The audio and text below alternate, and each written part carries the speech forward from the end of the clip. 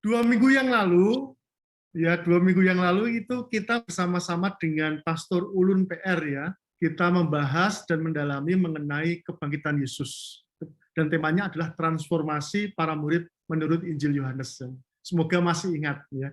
Nah, 1 bulan sebelumnya itu saya diminta teman-teman untuk mengisi pendalaman Alkitab, tetapi ya Tuhan meminta saya untuk istirahat ya. Tuhan memberikan pada saya vaksin yang baru, bukan vaksin Sinovac, juga bukan vaksin Nusantara, karena vaksin alamiah yang muncul dari tubuh karena kena COVID, jadi tidak bisa mengisi ya. Dan ini puji Tuhan sudah sembuh, sudah sehat seperti sedia kala. Nah, hari ini saya akan melanjutkan tema yang didalami oleh Pastor Ulun PR. Kita masih akan mengambil tema dari Injil Yohanes ya. Nanti kalau teman-teman, rekan-rekan itu mau bertanya atau memberikan komentar, silahkan teman-teman dapat memberikan komentarnya di kolom chat ya, seperti biasa ya. Nanti ada pertanyaan, ada tanya jawab setelah saya memberikan sharingnya. Nah, baik, saya akan share screen berkaitan dengan tema yang akan saya berikan hari ini. Tema yang kami berikan hari ini judulnya adalah Ya Tuhanku dan Allahku ya. Ini bukan mau berbicara tentang, waduh ini pasti pastor berbicara tentang komuni ya. Tidak berbicara tentang komuni. Nah, hari ini kita akan belajar dari pengalamannya Santo Thomas, yang mungkin kemarin sudah didalami juga oleh Romo Ulun, tetapi Romo Ulun membahas tentang umum ya. Kita akan mendalami khusus tentang bagaimana Santo Thomas, the greatest doctor has become the great believer. Itu yang mau kita garap ya, kita lihat ya. Nah, lalu bacaannya dari mana? Kita akan melihat dan mendengarkan bacaan dari Injil Yohanes bab 20. Saya kutip ayat 24 sampai 29, 5 ayat. Tetapi Thomas, ya, seorang dari ke-12 murid itu yang disebut Didimus, tidak ada bersama-sama mereka ketika Yesus datang ke situ. Maka kata murid-murid yang lain itu kepadanya, kami melihat Tuhan. Tetapi Thomas berkata kepada mereka, sebelum aku melihat bekas paku pada tangannya, dan sebelum aku mencucukkan jariku ke dalam bekas paku itu, dan mencucukkan tanganku ke dalam lambungnya, sekali-kali aku tidak akan percaya. 8 hari kemudian, murid-murid Yesus berada kembali dalam rumah itu, dan Thomas bersama-sama dengan mereka. Sementara pintu-pintu terkunci, Yesus datang dan ia berdiri di tengah-tengah mereka dan berkata, damai sejahtera bagi kamu. Kemudian ia berkata kepada Thomas, taruhlah jarimu di sini dan lihatlah tanganku. Ulurkanlah tanganmu dan cucukkan ke dalam lambungku, dan jangan engkau tidak percaya lagi, melainkan percayalah. Thomas menjawab dia, ya Tuhanku dan Allahku. Kata Yesus kepadanya, karena engkau telah melihat aku, maka engkau percaya. Berbahagialah mereka yang tidak melihat, namun percaya. Nah, ini kutipan yang akan kita renungkan bersama dan kita bagi menjadi beberapa bagian. Dan jadi saya tidak akan memberikan sebuah penafsiran detail tentang teksnya, tetapi kita melihat bagaimana kita di satu sisi belajar kitab suci, tetapi di lain sisi kita juga belajar tentang hidup kita sendiri ya. Jadi saya akan membawa seperti itu. Nah, siapakah Thomas? Ya. Thomas itu adalah, kalau kita merunut asal-usul katanya, Thomas itu berasal dari kata Yunani, Thomas, artinya kembar. Jadi kalau orang itu namanya Thomas itu biasanya orangnya kembar. Tapi sekarang ini orang itu memberi nama Thomas itu tidak berarti bahwa orangnya harus kembar. Tetapi pada waktu itu, ketika orang memberi nama Thomas, itu pasti dia itu adalah punya kembaran. Ya. Nah, kalau kita tanya kembarannya siapa? Kembarannya kita tidak tahu. Ya. Nah, dalam bahasa Aram disebut Theoma. Theoma, artinya anak kembar. Ya. Orang mengatakan, beberapa tokoh kitab suci mengatakan bahwa Thomas itu kembarannya adalah Yudas. Tetapi kita tidak tahu persis siapakah kembaran Santo Thomas. Siapa tahu kembaran Santo Thomas itu hadir di dalam pertemuan kita hari ini. Nah, Thomas itu tergolong atau dikelompokkan menurut Injil Matius, menurut Injil Markus, Lukas, dan Kisah Para Rasul itu dalam blok kedua murid-murid Yesus, ya. Itu ada beberapa nama dan salah satunya itu adalah Thomas. Jadi ada murid blok pertama itu adalah murid-murid yang dekat dengan Yesus seperti Yohanes, Yakobus, kemudian Petrus, itu adalah murid-murid yang blok pertama. Kemudian Thomas, kemudian Yudas dan sebagainya itu adalah blok yang kedua. Nah, Thomas ini adalah seorang nelayan tetapi berbeda dengan Yohanes dan Andreas. Kalau Yohanes, Andreas, Petrus itu adalah orang-orang yang dikategorikan sebagai pemilik kapal. Tetapi Thomas ini tidak menjadi pemilik kapal, ia adalah pribadi yang sederhana, yang bekerja untuk orang lain. Ya. Jadi nelayan yang bukan pemilik kapal. Itu artinya nelayan yang ikut dalam kapal orang lain. Itu Thomas. Ya. Jadi kehidupan Santo Thomas itu seperti itu, dan pasti ia berasal di daerah sekitar Galilea, di daerah Yudea. Ya. Nah, sekarang kita akan melihat di mana sih kita dapat menemukan Thomasnya. Uniknya adalah gini, teman-teman. Santo Thomas ini unik di dalam Injil Yohanes. Karena Injil Yohanes itu mengutip 3 kali nama Thomas, ya. Nama Thomas di dalam 3 peristiwa. Yang pertama adalah ketika Yesus itu mau pergi ke Yudea menuju ke tempatnya Lazarus karena Yesus tahu bahwa Lazarus itu meninggal. Dan Yesus tahu bahwa di tempat yang sama, Yesus itu hampir dilempari batu.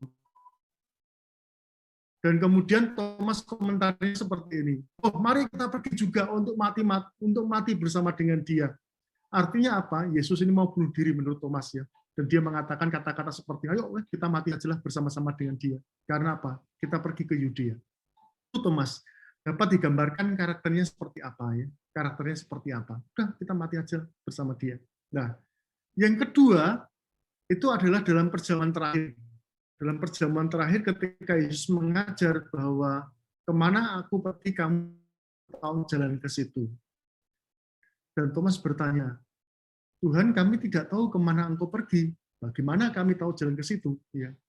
Thomas mau menunjukkan juga kepada para murid, sebetulnya para murid yang lain juga tidak tahu bagaimana jalan ke situ, tetapi Thomaslah yang berani untuk berbicara, bertanya, dan mengungkapkan pandangannya kepada Yesus. Ya. Kadang-kadang kan orang itu ditanya, merasa yakin dan sudah tahu, tetapi begitu ditanya dia tidak tahu. Nah, Thomas itu kalau tidak tahu ya dia tanya. Kami tidak tahu bagaimana kami tahu jalan ke situ. Dan kemudian Yesus mengatakan, aku inilah jalan kebenaran dan hidup. Nah, dan yang ketiga adalah absennya Thomas dan kemudian penampakan Yesus yang kedua menurut Injil Yohanes, ya. Penampakan kepada Maria Magdalena tidak dihitung sebagai penampakan yang pertama oleh Injil Yohanes, ya. Injil Yohanes menghitungnya adalah penampakan kepada para murid, dan yang kedua adalah penampakan pada para murid dan Thomas yang hadir pada waktu itu, ya. Nah, sekarang kita lihat teksnya yang ini, yang penampakan kedua pas Thomas absen ini. Nah, Thomas yang absen, ini poin pertama yang perlu kita renungkan. Tetapi Thomas, seorang dari ke-12 murid itu yang disebut Didimus, tidak ada bersama-sama mereka ketika Yesus datang ke situ. Saya baca di dalam beberapa tafsiran tidak mudah menafsirkan mengapa seseorang itu tidak kumpul bersama dengan para murid. Yang pasti dia tidak berbelanja menuju supermarket atau pergi ke mall untuk berbelanja untuk yang 10 murid yang lain, ya. Kita tahu satu murid sudah melarikan diri, yaitu Yudas. Nah, tetapi kata-kata ini tentunya bukan karena Thomas itu pergi belanja. Kata-kata ini tentunya menunjukkan sesuatu yang lebih dari sekedar Thomas tidak ada. Nah, kita dapat bertanya, mengapa sampai Thomas itu tidak ada bersama dengan muridnya? Atau para murid, bukan muridnya, para murid, ya. Yang pertama, dapat kita pikirkan bahwa Thomas itu kehilangan figur Yesus. Figur yang diidolakan, figur yang menjadi pengikat, ya. Figur yang didamba-dambakan, itu kemudian tidak ada. Ya. Pertanyaannya, kalau figurnya tidak ada, ngapain saya kumpul di situ? Kalau bosnya tidak ada, mengapa saya harus kumpul di situ? Karena apa? Ikatan yang dia miliki itu adalah ikatan dengan Yesus. Jadi ia mengalami kegoyangan iman, dan kemudian dia tidak hadir dalam pertemuan itu karena Pak Yesus tidak ada, mengapa saya harus hadir? Ini yang kita bisa menafsirkan seperti itu. Kembali lagi, ini bukan tafsiran resmi, karena memang tidak ada tafsiran resmi. Ini adalah tafsiran yang dapat kita gambarkannya. Yang kedua adalah Thomas menarik diri dan menutup diri dari perkumpulan. Ya.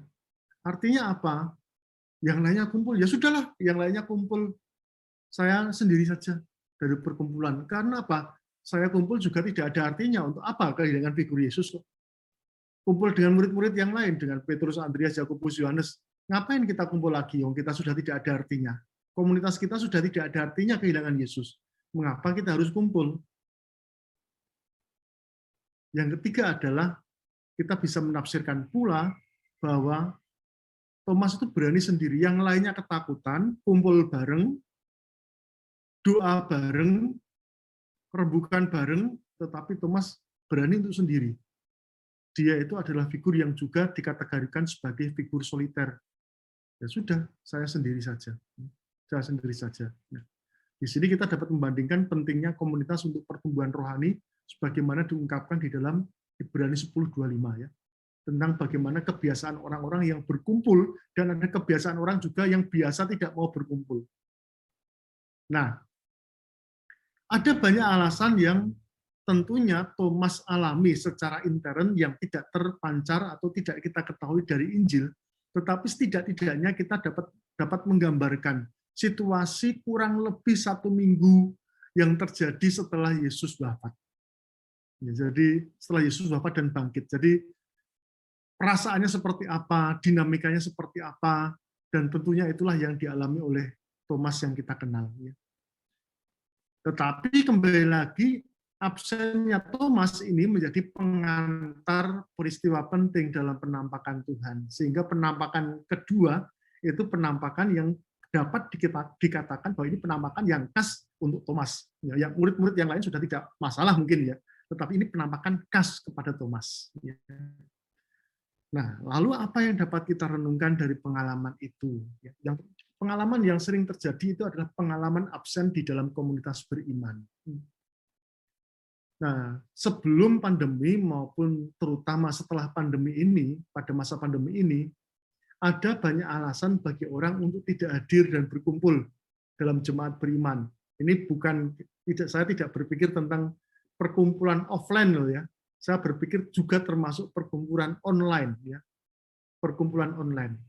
Diajak bertemu, tidak mau diajak bertemu, sibuk diajak bertemu, baru ada acara diajak bertemu, no respon, WhatsApp di read tetapi tidak pernah direspon, ya, ditelepon tidak pernah diangkat dan sebagainya. Nah, ada beberapa orang yang pernah saya wawancarai dan ngobrol dengan saya, mengapa mereka tidak mau untuk berkumpul dalam sebuah komunitas beriman, ya, ke gereja, ke pertemuan lingkungan, ke persekutuan doa, pendalaman Alkitab, atau kegiatan-kegiatan yang lain. Yang pertama, alasan yang sering saya dengar adalah bahwa cukuplah iman yang kita hayati, kita itu sudah baik. Saya itu setiap hari sudah berdoa kok, Pastor. Saya itu sudah membaca kitab suci kok, Pastor. Saya itu ya kalau perlu-perlu ya membaca dari buku-buku, dari kompendium gereja Katolik, kemudian saya baca di internet tentang iman kita. Kok menurut saya itu sudah cukup, saya itu lebih baik, kita sudah cukup, ngapain kita itu ikut kegiatan-kegiatan yang kumpul-kumpul seperti itu. Ya. Itu yang pertama. Paling-paling juga tidak mendapatkan apa-apa. Itu yang kedua nanti. Yang kedua adalah perasaan tidak puas dengan komunitas. Wah, ini persekutuan doa penting lah. Kenapa? Nyanyinya tidak ada yang menyanyi, kemudian tidak ada yang ngiringi. Ini yang memberikan pendalaman dalam suatu doa itu ya teman kita sendiri, yaitu kita merasa tidak puas ya, tidak puas dengan situasi yang kita alami, dan kemudian kita merasa juga tidak menemukan apa-apa di komunitas kita. Kita dapat apa di komunitas? Malah dapat musuh, gitu? Dapat musuh. Saling menuntut satu sama lain. Oh, tugas ini harusnya seperti ini, harusnya seperti ini. Nah, pengalaman tidak puas dan tidak mendapatkan apa-apa di komunitas ini juga menjadi pengalaman kedua terbesar di mana orang beriman itu absen dalam hidup jemaat. Yang ketiga adalah kita tidak menemukan teman-teman dekat kita. Oh, teman saya sudah pindah, saya ya ikut pindah. Ikut pindah itu artinya ikut tidak hadir dalam pertemuan. Jadi saya hadir itu karena apa? Karena teman-teman dekat saya ada di situ. Nah, itu poin yang ketiga yang membuat orang beriman itu absen. Ya. Dan tentunya masih ada banyak alasan-alasan yang lain. Ya. Jadi excuse itu kadang-kadang kita berikan di dalam komunitas beriman untuk kegiatan-kegiatan kita, terutama dan ya, sering terjadi di dalam situasi pandemi. Ya.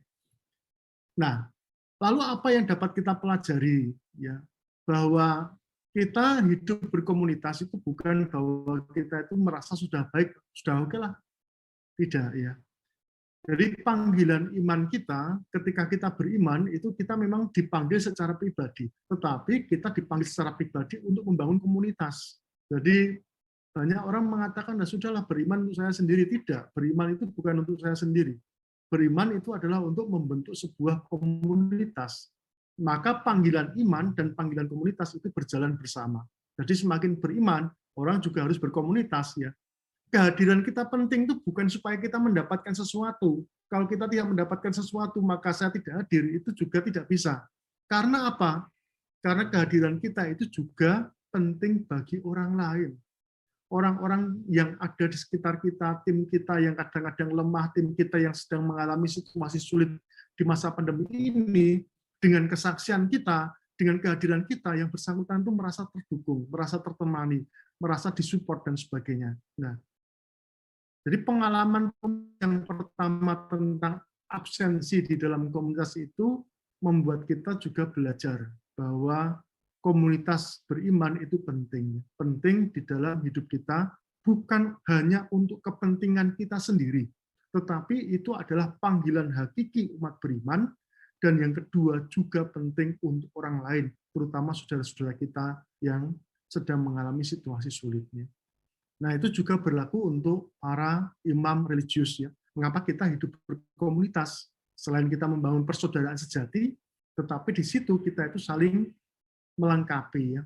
Kalau saya itu doa itu baru tidak nyaman dan sebagainya, rasanya tidak nyaman, itu kemudian ada teman yang berdoa bersama, saya mendengarkan doanya itu saya tersentuh.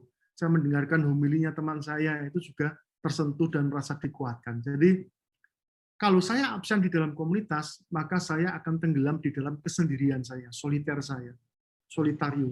Dan setelah sendiri, saya juga tidak akan bertumbuh. Ya. Ini pelajaran yang pertama yang dapat kita petik dari absennya Santo Thomas di dalam persekutuan para murid Yesus. Ya. Yang kedua, apa yang dialami oleh Thomas? Maka kata murid-murid yang lain itu kepadanya, kami telah melihat Tuhan. Itu bukan hanya satu orang yang mengatakan, ya, murid-murid yang lain. Ya. Tetapi Thomas berkata kepada mereka, sebelum aku melihat bekas paku pada tangannya dan sebelum aku mencucukkan jariku ke dalam bekas paku itu dan mencucukkan tanganku ke dalam lambungnya, sekali-kali aku tidak akan percaya. Thomas tidak mudah percaya. Tidak mudah percaya pada apa? Pada kesaksian rekan-rekannya. Sebanyak apapun orang yang ngoceh dan memberikan kesaksian. Jadi walaupun dia mengatakan, orang mengatakan Jakarta itu ramai sekali. Kalau orang tidak pernah ke Jakarta, dia mengatakan tidak mungkin. Tanya pada orang A, ramai. B, ramai. C, ramai. D, F, sampai Z itu ramai. Tapi modelnya adalah orang itu tidak mudah percaya.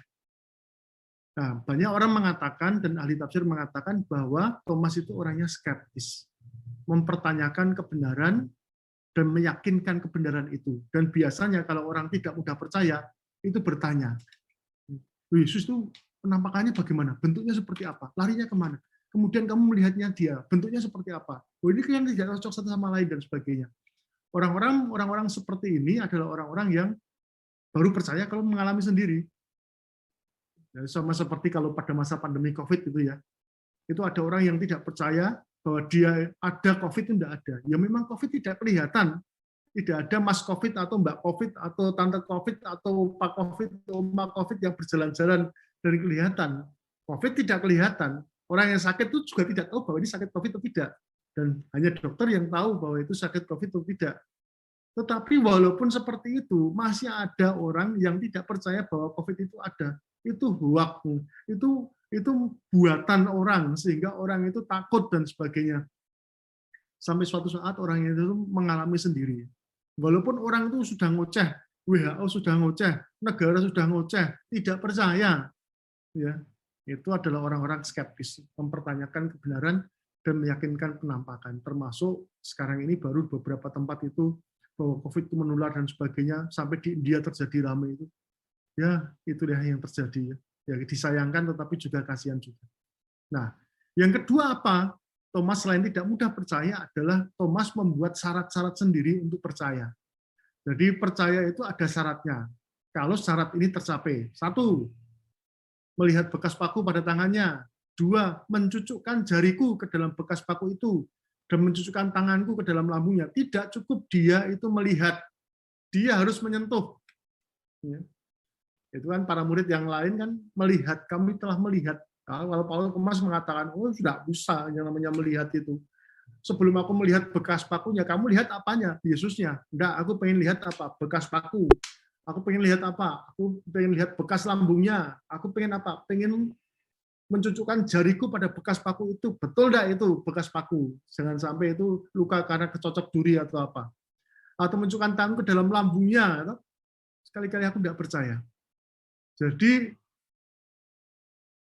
Thomas mengatakan dan menyentuh luka-luka Yesus bukan hanya menyentuh badannya, dan ini syarat bagi dia untuk percaya. Kalau itu tidak tercover atau tidak terpenuhi, ya pasti dia tidak percaya. Ya. Nah, lalu bagaimana dengan kita? Ini renungan kita yang kedua.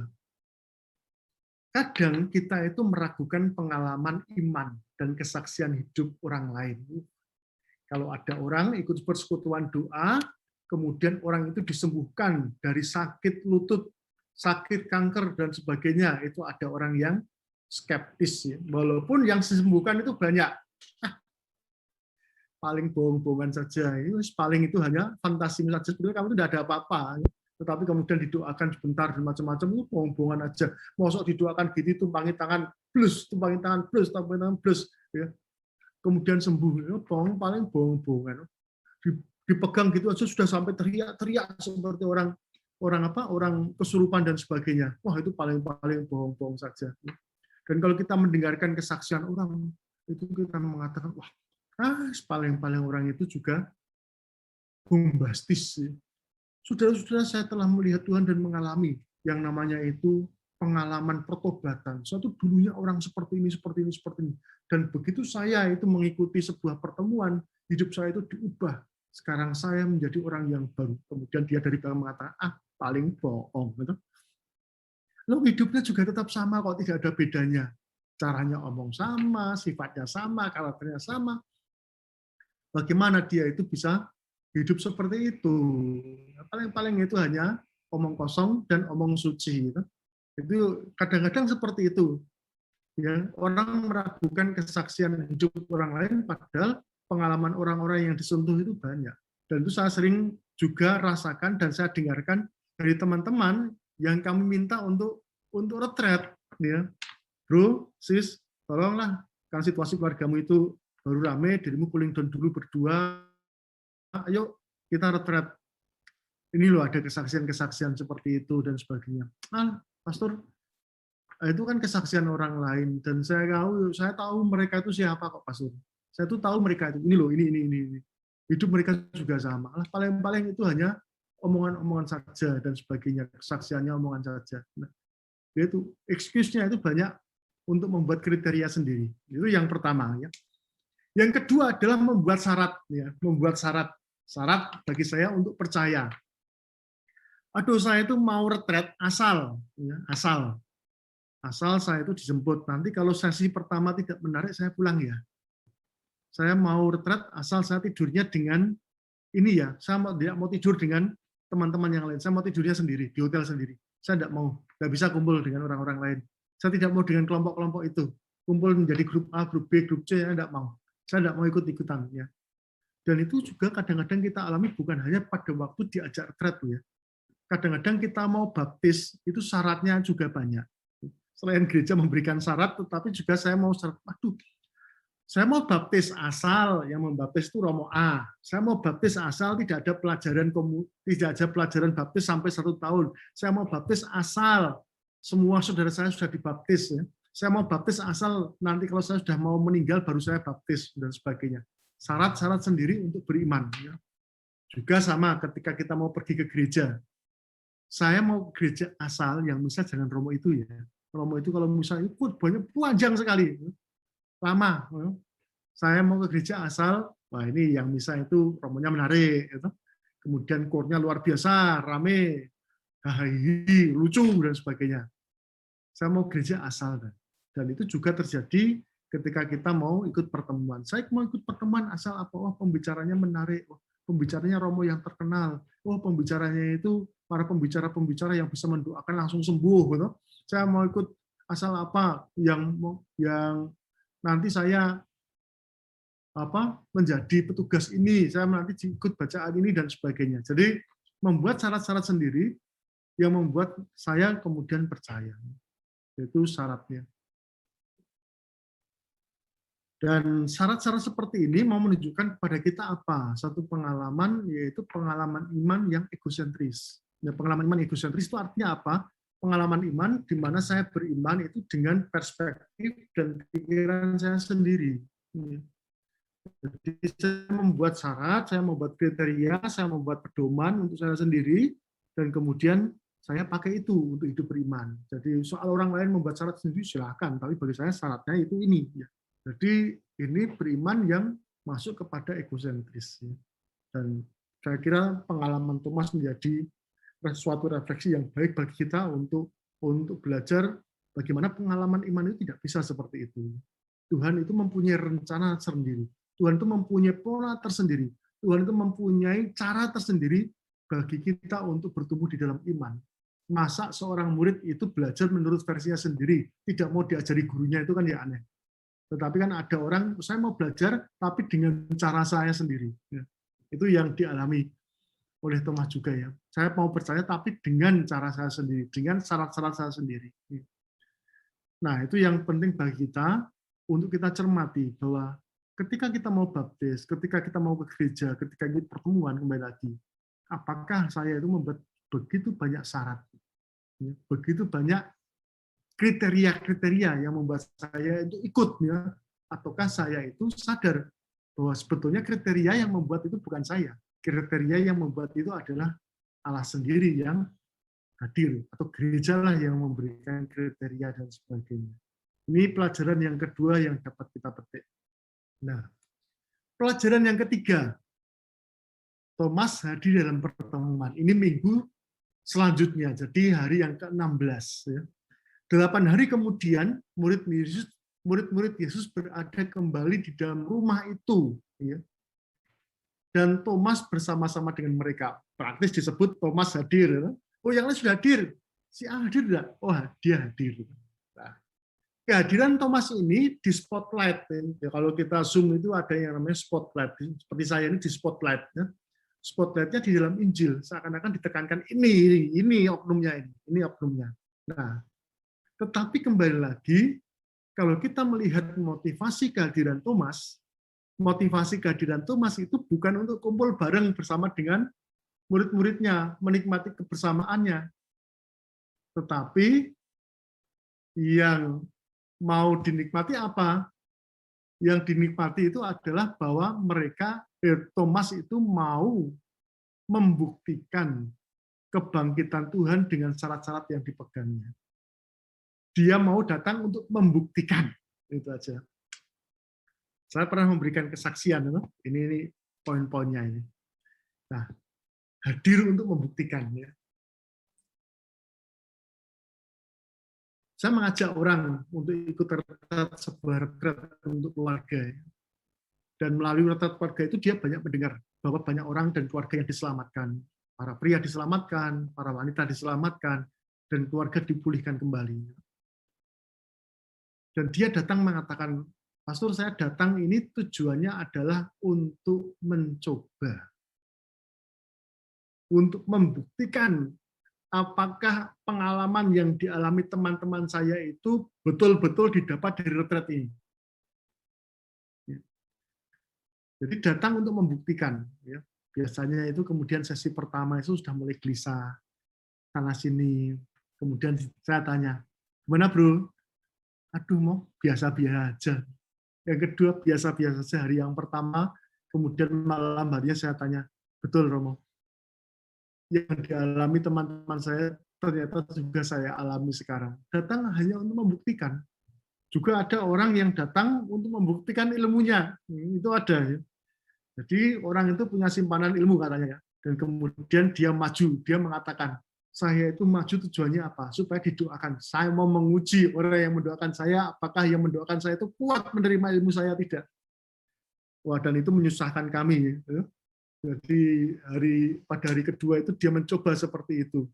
Nah, lalu yang terjadi apa? Yang terjadi adalah didoakan betul, dia menguji para pendoa dan pendoanya itu mendoakan dia, akhirnya dia itu pingsan berkali-kali ya, membuat kami pusing itu, ngurusi orang satu itu. Dan kemudian pada hari terakhir dia memberikan kesaksian bahwa saya datang ke sini untuk mencoba, ya, mencoba kekuatan dosa, kekuatan doa itu seperti apa dan kekuatan pendoa itu seperti apa. Kalau menurut saya mereka yang mendoakan saya itu orang-orang biasa yang tidak punya ilmu apa-apa. Tapi begitu saya itu disentuh dan didoakan, saya itu bisa pingsan, bisa tidak sadar dan sebagainya. Saya juga mengatakan, saya juga tidak tahu bro. Saya ikut mendoakan, tetapi saya juga tidak tahu dari mana kekuatan itu. Saya yakin bahwa itu adalah kekuatan Tuhan. Jadi ada orang yang hadir untuk membuktikan itu saja. Apalagi kalau ada doa, orang-orang yang persekutuan doa atau orang-orang yang bisa itu membuktikan, wah ini kalau didoakan orang yang bersangkutan itu pasti sembuh dari segala sakit penyakit kudus, penyakit apapun sembuh. Gitu. Ya, kemudian orang datang masa membuktikan. Dia datang tujuannya bukan untuk apa-apa, persekutuan doa tidak. Datang pada waktu hanya minta didoakan supaya sembuh. Setelah itu dia pulang. Nah, itu pola yang pertama, hadir untuk membuktikan. Yang kedua adalah ketika orang hadir itu tujuannya adalah sibuk untuk membuat checklist catatan kritis yang dapat diberikan setelah yang bersangkutan itu mengikuti persekutuan atau pertemuan. Oh tadi itu pembicaranya kurang gini, mau tadi itu musik pujiannya kurang gini. Oh harusnya seperti ini, harusnya seperti itu peserta loh ya. Peserta yang diundang untuk ikut, yang dulunya tidak mau ikut diajak ikut, setelah diajak ikut yang membuat catatan kritis. Nah. Dan kemudian pada akhir sesi biasanya memberikan kepada saya, Romo ini masukan-masukan yang dapat saya berikan. Nah, saya tanya, dirimu dapat apa, bro? Ya, saya dapatnya ini catatan kritis. Sekarang kamu lupakan itu saja. Catatan kritis biar nanti yang membuat itu adalah fasilitator dan pendampingmu saja. Dah dirimu mengikuti tidak perlu membuat catatan kritis. Ikuti saja pertemuan-pertemuan. Nah, itu kadang-kadang tidak terjadi pada umat, ya. Terjadi juga pada orang-orang yang merasa diri mampu, diajak untuk pertemuan biasa, dan kemudian merasa sudah berpengalaman, kemudian tidak mengikuti pertemuan, tetapi membuat catatan-catatan kritis yang diberikan. Ya. Itu yang terjadi. Seperti, waduh saya itu kan studinya sudah S2, sudah S3. Saya sekarang mengikuti sebuah seminar yang memberikan itu adalah umat biasa yang tidak tahu teologinya, tidak tahu tentang kitab suci, penafsirannya salah. Lalu kemudian saya membuat catatan-catatan kritis. Nah, saya tidak mengikuti dinamikanya. Ya tentunya dengan segala keterbatasan itu baik ya. Tetapi saya tidak mengikuti dinamikanya, saya tidak terlibat, sehingga saya tidak memperoleh apa-apa dalam pertemuan itu selain catatan kritis. Nah, itu orang-orang yang hadir untuk membuktikan. Dan yang ketiga adalah dia menilai segala sesuatu itu dengan kriterianya sendiri. Kalau terbukti oke, baik, oke, recommended. Kalau enggak recommended. Jadi kalau dia sudah ikut pertemuan, tetapi kalau enggak cocok ya sudah, dia enggak akan hadir. Dan biasanya akhirnya juga tidak hadir di dalam pertemuan manapun karena banyak bukti yang tidak dia dapatkan dari pertemuan ini, pertemuan itu, pertemuan ini, pertemuan itu. Bahkan kadang-kadang itu kita dibandingkan dengan gereja-gereja lain, oh gereja Katolik itu gini, harusnya gini, membuat checklist. Tetapi pertanyaannya, bro, kamu pergi ke gereja enggak? Ikut kegiatan-kegiatan ini? Tidak. Nah, itu pola yang perlu kita perhatikan. Ya. Maka kadang-kadang ada orang-orang yang hadir untuk membuktikan, seperti Thomas hadir untuk membuktikan itu. Jadi ketika kita hadir, kita bukan datang untuk membuktikan tentunya ya sebagai umat beriman, tetapi kita datang untuk mengalami kehadiran Tuhan. Ya bukan untuk membuktikan kehadiran Tuhan. Itu penting bagi kita untuk kita cermati. Kita datang ke gereja bukan untuk mengalami mujizat. Tuhan, kalau saya itu datang saya mendapat mujizat. Itu kemudian yang kedua, yang pertama adalah Tuhan biarkan dan izinkan saya untuk mengalami kehadiran-Mu, mendengarkan sabdamu, dan biarlah sabdamu itu menguatkan hatiku dan menjadi sumber kesembuhan di dalam hidupku. Itu doa yang bagus daripada datang meminta mujizat, dan kemudian kalau tidak ada mujizat pergi untuk mengungsi ke gereja lain, ke paroki lain atau ke tempat-tempat lain untuk apa mendapatkan mujizatnya. Itu yang perlu kita pikirkan dengan cermat. Kemudian yang keempat, Thomas terbukti. Thomas menemukan bukti, artinya terbukti dan terpana. Kemudian ia berkata kepada Dimas, yaitu Yesus, taruhlah jarimu di sini dan lihatlah tanganku. Ulurkanlah tanganmu dan cucukkan ke dalam lambungku, dan jangan engkau tidak percaya lagi, melainkan percayalah. Thomas menjawab dia, ya Tuhanku dan Allahku. Tuhan Yesus hadir, langsung menyapa Thomas. Jadi damai sejahtera bagi kamu. Langsung Tom, langsung tunjuk ke Thomas. Jadi tidak menunjuk ke murid-murid Petrus, Andreas, Yakobus, Yohanes, tidak disapa langsung, tetapi langsung menyapa Thomas. Padahal Thomas belum ngomong A atau B ya. Langsung menyapa Thomas. Thomas, taruhlah jarimu di sini dan lihatlah tanganku. Ulurkanlah tanganmu dan cucukkanlah ke dalam lambungku, dan jangan engkau tidak percaya lagi, melainkan percaya. Yang lain tidak pernah loh. Ya. Yang lain murid Yesus itu tidak pernah sampai disuruh seperti itu untuk membuktikan bahwa Yesus sudah bangkit. Mereka puas dengan melihatnya, tetapi Tuhan Yesus memberikan perintah, perintah kepada Thomas untuk menyentuh Yesus, menyentuh Yesus. Suatu gambaran iman yang berbeda dengan iman-iman yang lain. Jadi, dan akhirnya Thomas terbukti sehingga ia membuat seruannya, ya Tuhanku dan Allahku. Ini bukan kredo, tetapi ini seruan kekaguman, seruan bahwa saya terbukti dan orang itu seakan-akan terpana ya. Saya pernah dalam persekutuan doa itu ada saat untuk pencurahan Roh Kudus ya. Setelah kita retret itu ada pencurahan Roh Kudus. Dan begitu orang pencurahan Roh Kudus itu banyak orang yang tidak percaya. Teman-teman pokoknya maju saja, minta didoakan. Teman-teman tahu dan mengenal siapa yang mendoakan. Tetapi percayalah ya bahwa kita memohon karunia Roh Kudus bukan berdasarkan orang yang mendoakan, tetapi kita mohon supaya kita mendoakan. Dan dia itu memang tidak percaya kok ada orang setelah didoakan itu kemudian mengalami yang aneh-aneh, ada yang jatuh, ada yang langsung berbicara dalam bahasa roh, ada yang masuk di dalam kata-kata yang tidak terkatakan seperti itu. Nah itu paling-paling sako romo, enggak itu ya. Sekarang maju lah. Dan begitu orangnya itu maju dan kemudian mendapat penumpangan tangan dan didoakan, langsung orang itu mengalami pengalaman yang luar biasa. Dan dia sendiri juga heran dengan pengalamannya. Dan ketika memberikan sebuah kesaksian, dia mengatakan, saya mah harus berkata apa? Saya dulu tidak percaya tentang pengalaman akan bahasa roh, pengalaman karunia roh, dan sebagainya. Tetapi setelah mengalami itu, saya itu baru merasakan betapa luar biasanya, betapa hebatnya Tuhan, betapa luar biasanya karunia roh. Bahkan saya yang tidak percaya pun mendapat karunia. Saya tidak pernah menemukan kedamaian seperti yang saya rasakan. Saya tidak pernah merasakan sukacita dicintai begitu luar biasa sebagaimana saya rasakan pada waktu itu. Nah, itu pengalaman yang meluap-luap, dan biasanya pengalaman yang terbukti, pengalaman yang terpana itulah yang kemudian akan menjadi pengalaman kunci dalam hidupnya. Nah, seperti saya itu ketika ditabiskan, ditumpangi oleh tangan Bapak Uskup, itu rasanya itu kok tidak Bapak Uskup yang menumpangi tangan, tetapi seperti Yesus itu menumpangi tangan dan memberkati saya. Dan itu membawa perasaan tersendiri, menjadi terpana. Itu satu pengalamannya. Pengalaman misalnya saya pernah mengikuti seminar hidup dalam roh tahun 90-an ketika masih SMA. pada waktu itu saya didoakan sama umat ya, yang juga aktivis persatuan doa. Saya lihat kanan kiri saya, teman saya yang didoakan sebelah kiri kok jatuh, teman kiri sebelah kanan itu kok ya jatuh. Saya didoakan yang lainnya sudah selesai, kok saya belum selesai.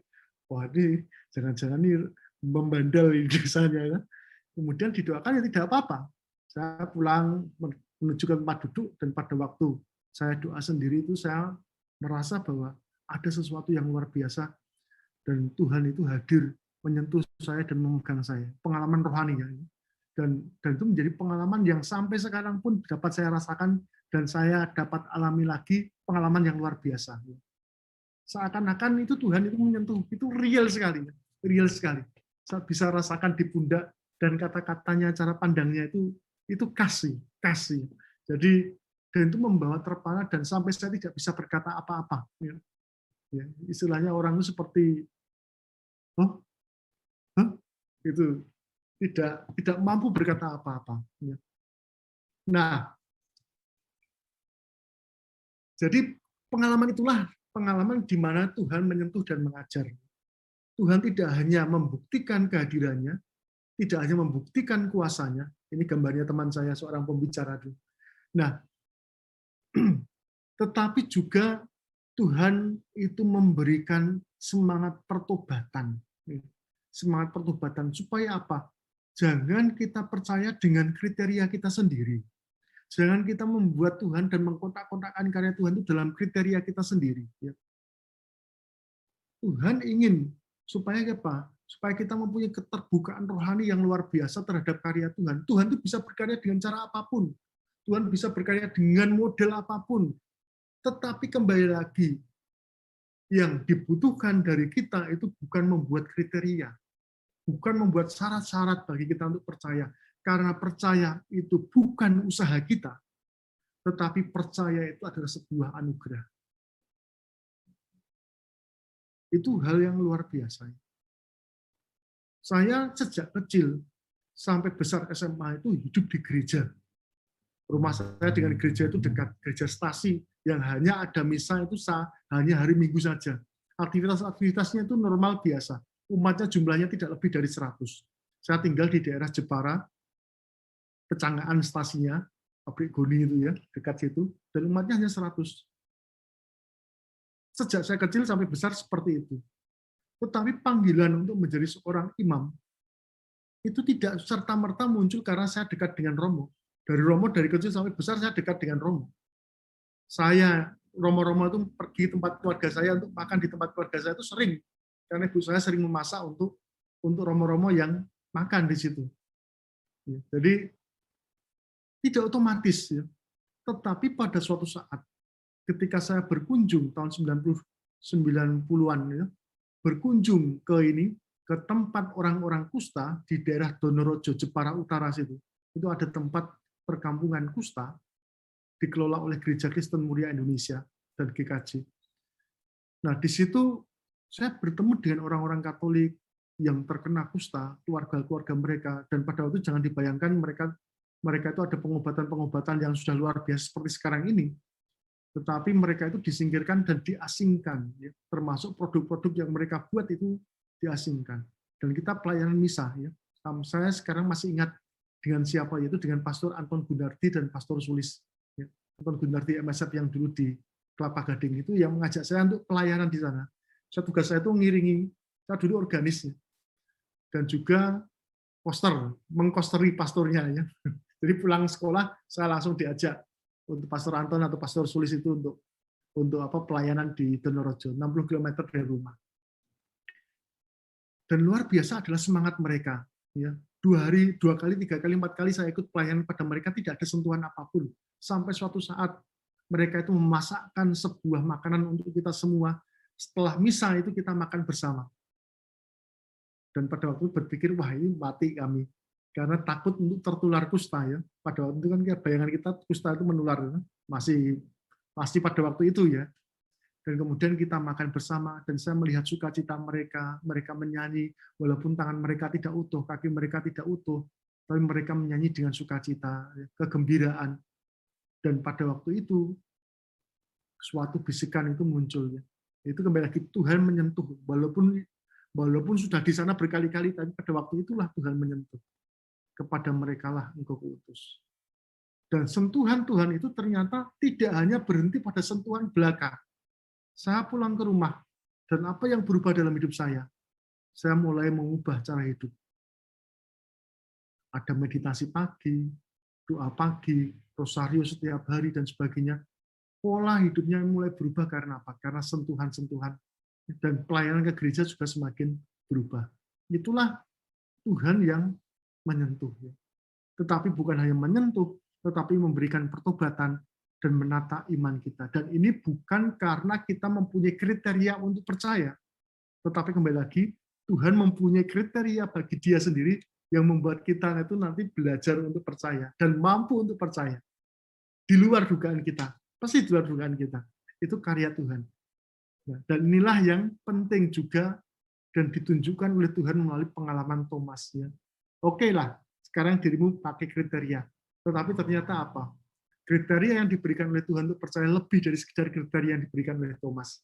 Sampai Thomas berani mengatakan, ya Tuhanku dan Allahku. Dia tidak mengatakan, oh Tuhan, setelah saya mengatakan seperti ini, saya percaya. Dia tidak mengatakan seperti itu.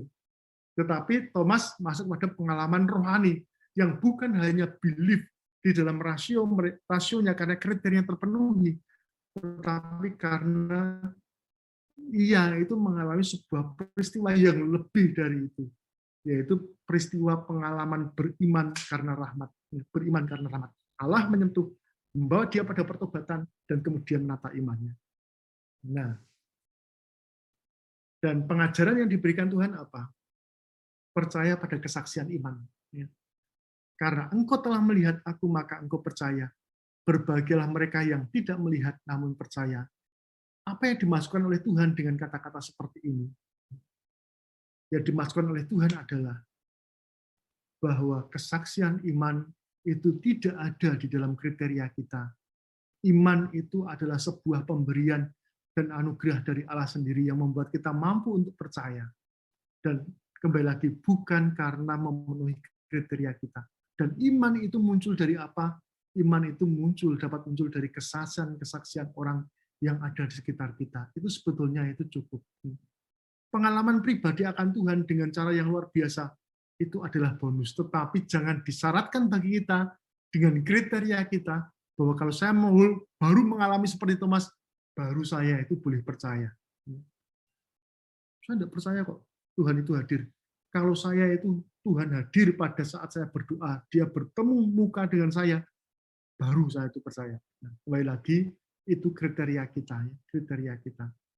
Kita percaya pada kesaksian-kesaksian iman orang yang mau mengajak kita, oh ya ternyata Tuhan hadir dalam hidup mereka ya. Oh ternyata Tuhan itu hadir dalam hidup mereka ya. Tetapi kembali lagi, kesaksian iman yang harus kita berikan adalah kesaksian iman yang mengubah hidup. Ya.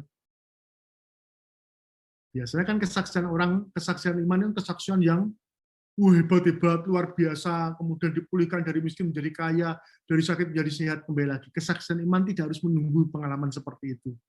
Kesaksian iman yang paling penting itu bukan soal kaya, soal sembuh, tetapi kesaksian iman itu bahwa hidup iman saya itu diubah oleh Tuhan.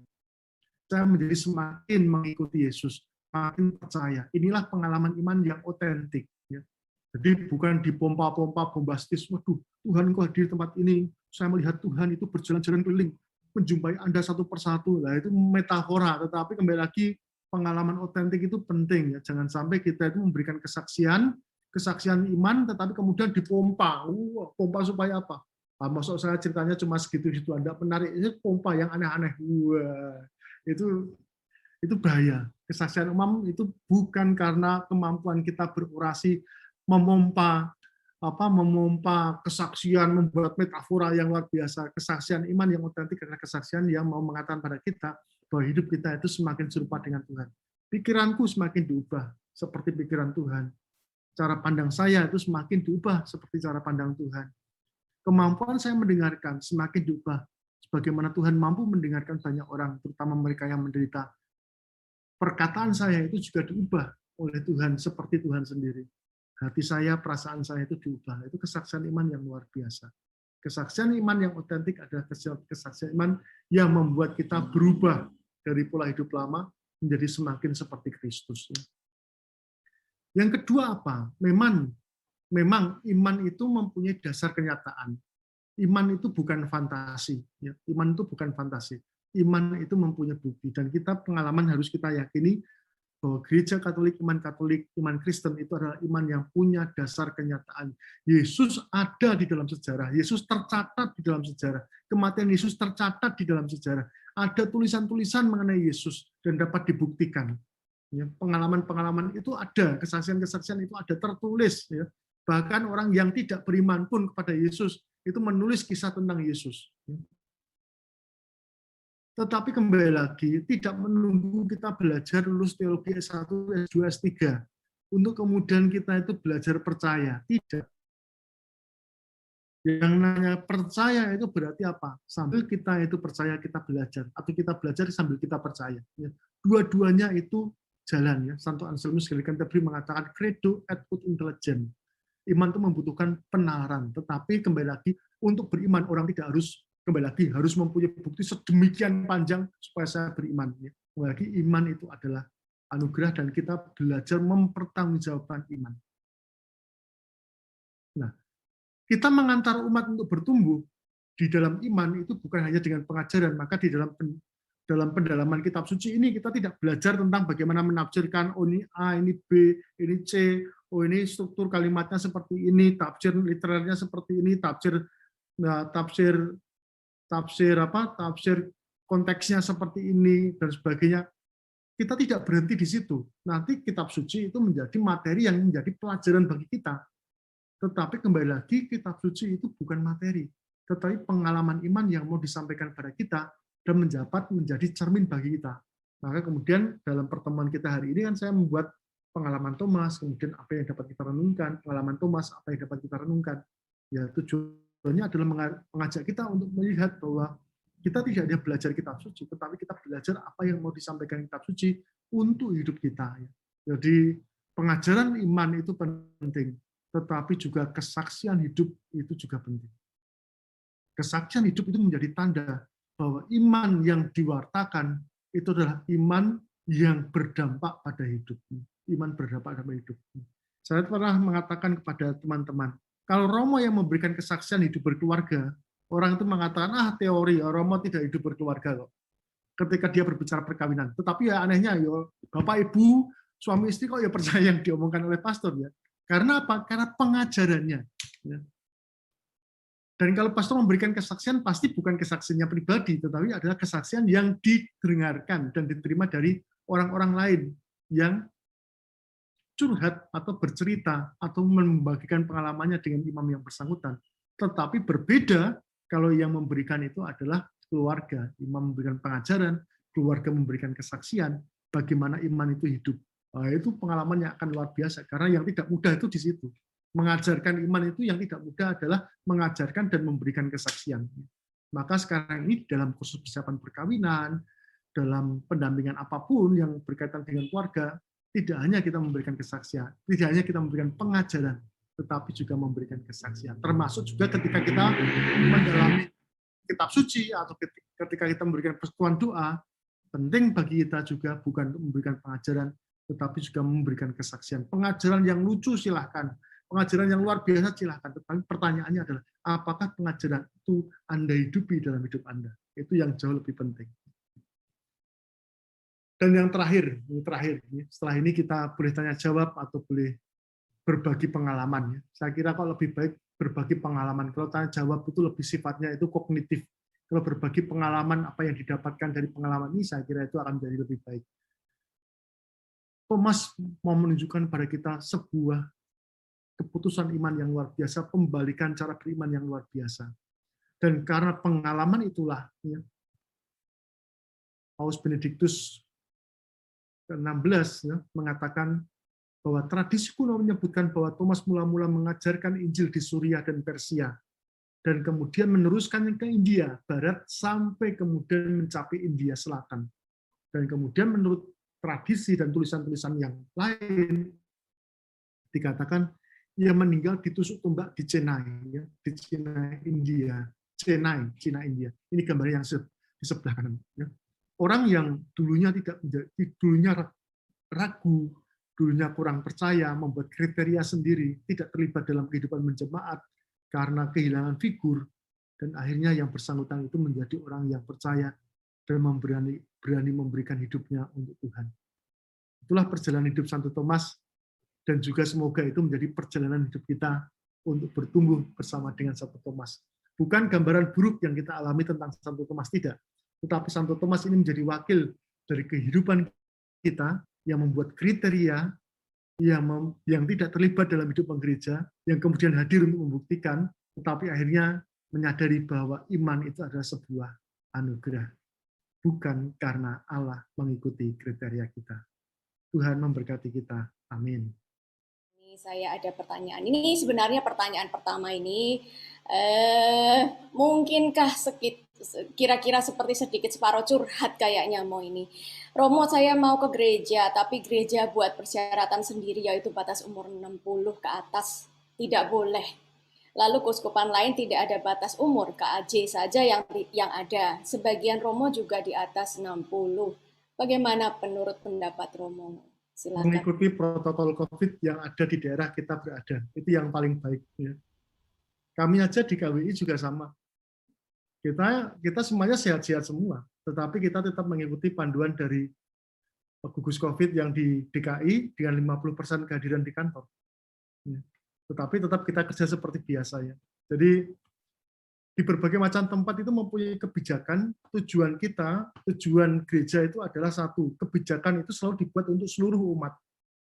Jadi seluruh umat, bukan hanya untuk umat tertentu, seluruh umat ya, yang ada di wilayah tersebut.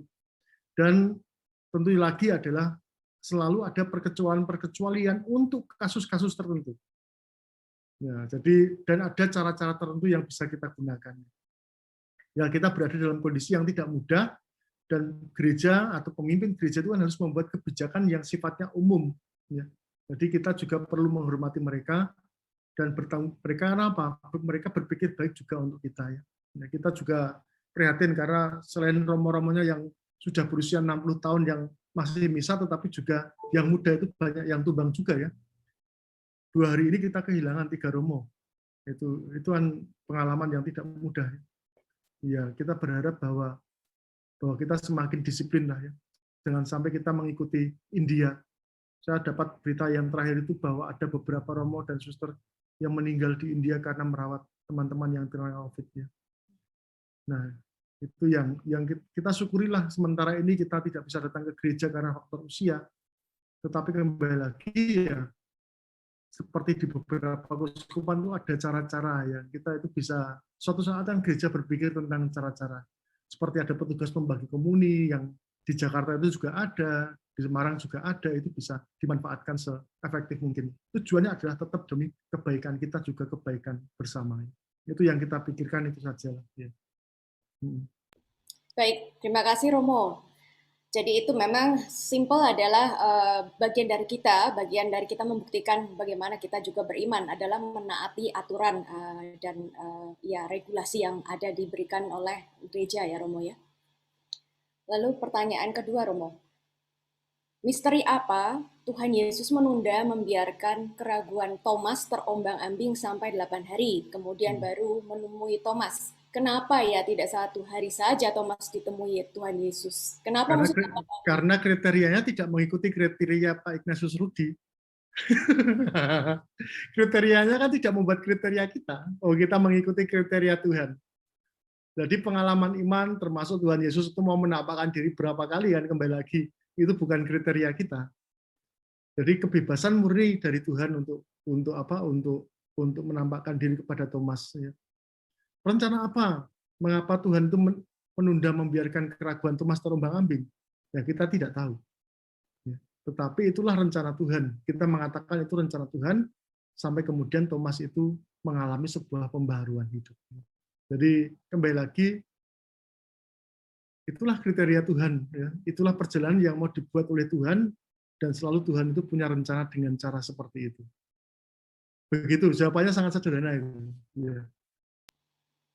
Ya, terima kasih Morris. Lalu ada lagi pertanyaan Morris. Karena kesaksian Thomas, Tuhan menjadikan sangat teguh dalam iman. Karena Tuhan bersabda, berbahagialah orang yang percaya karena tidak melihat. Begitu ya Romo ya? Betul ya. Jadi pola pola beriman Thomas itu menjadi semakin kuat bukan karena dia bisa membuktikan kehadiran Tuhan dan kebangkitan Tuhan, tetapi Tuhan menganugerahkan lebih daripada yang dapat dipikirkan oleh Thomas. Yaitu sebuah pengalaman yang membuat dia berseru, ya Tuhanku dan Allahku. Dan pengalaman inilah yang membuat dia semakin teguh di dalam iman. Betul itu, betul ya. Dari Kartosuro ya itu, Pak Justinus Surdi ya. Ya Pak. Mo, benar. Ya. Mo, ini pertanyaanku simpel Mo. Kalau misalnya kadang-kadang kita itu nggak Mo, maksudnya nggak bermaksud untuk mencobai Tuhan gitu. Tetapi misalnya seperti Thomas gitu Mo. Karena kadang-kadang kita memang katakan iman yang kecil seperti biji sesawi itu aja bisa memindahkan gunung. Nah, artinya kalau kita belum percaya seperti itu, artinya iman kita bahkan jauh lebih kecil dari biji sesawi. Tetapi dengan mengungkapkan pertanyaan seperti atau pernyataan seperti Thomas, kalau saya tidak mencucukkan tanganku di lambung Tuhan dan di luka Tuhan di tangan, aku tidak akan percaya. Nah, kalau seperti itu, kadang-kadang saya juga kadang-kadang secara tidak sadar seperti itu juga, Romo. Apakah artinya kita berdosa ya, Mo?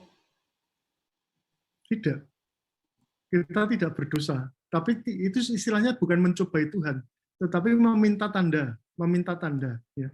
Lain dengan mencobai Tuhan. Mencobai Tuhan itu kan membuat, kalau tidak seperti ini maka saya tidak mau beriman. Itu mencobai. Tapi kita meminta tanda. Tuhan berikanlah pada saya tanda bahwa Engkau mengasihi saya. Kita membutuhkan tandanya.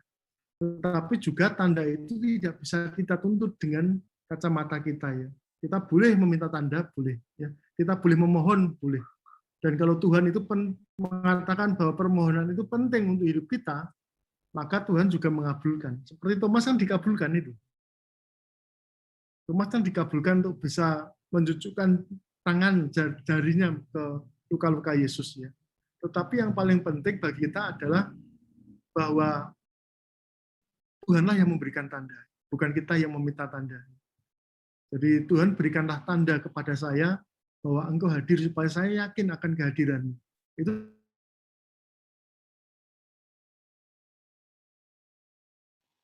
Oh, kayaknya agak koneksi internet Romo bermasalah sedikit. Kita tunggu pada sebentar. Tuhan, ya, kepada Tuhan supaya Tuhan itu memberikan pada kita itu anugerah dan kemampuan untuk melihat karyanya. Itu saya kira lebih baik seperti itu. Tetapi dalam hidup beriman tidak menutup muka, menutup mata bahwa kita itu memang kadang-kadang berhadapan dengan beberapa pribadi yang meminta tanda. Tetapi juga itu adalah kenyataan yang wajar ya. Bukan salah, tetapi kembali lagi bahwa tanda itu akan diberikan Tuhan ya sejauh Tuhan itu mampu dan bersedia untuk memberikan pada kita, juga untuk kepentingan kita. Ya. Kita bersatu di dalam doa, dalam nama Bapa dan Putra dan Roh Kudus. Amin. Bapa yang Maha Baik, terima kasih atas sabda yang boleh kami renungkan bersama, kali-kali bersama, dan atas kesaksian-kesaksian iman yang boleh kami dengarkan dan kami saksikan, serta sentuhan-sentuhan yang Kau berikan pada kami setiap pribadi yang hadir dalam pertemuan ini. Kami percaya bahwa apa yang telah kami dengarkan akan mengajak kami dan membuka mata hati kami, supaya kami semakin sadar bahwa iman itu adalah anugerah. Iman adalah sebuah hadiah yang indah yang Engkau berikan pada kami. Ajarilah kami untuk senantiasa membuka hati kepada rencana, rancangan, dan kehendak-Mu sendiri. Berkatilah kami dalam pergumulan kami setiap hari, terutama di masa pandemi ini, supaya kami boleh semakin memekakan telinga kami terhadap sabda-Mu, supaya mata kami boleh semakin terang untuk melihat cahaya kehadiran-Mu, dan supaya langkah kami semakin ringan untuk boleh melangkah kepada rencana dan kehendak-Mu. Kiranya Engkau memberkati kami semua, dengan berkat-Mu, Bapa, Putra, dan Roh Kudus. Amin.